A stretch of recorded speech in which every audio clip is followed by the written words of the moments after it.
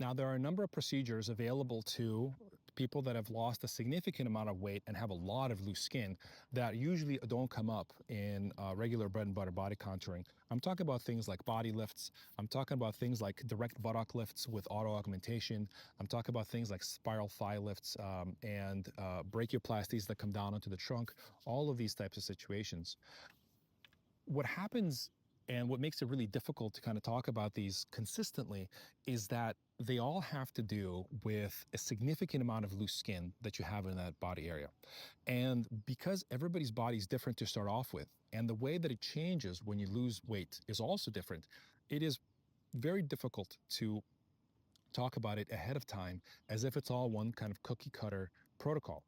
Because oftentimes I found that we're able to change the type of procedure that you need and to customize the skin excision pattern in a way that is going to be synergistic with the other things that you want to accomplish. So, for example, an extended brachioplasty, anytime that we're talking about something like that, we also want to talk about the need to do something on the chest and on the bra line back lift, right?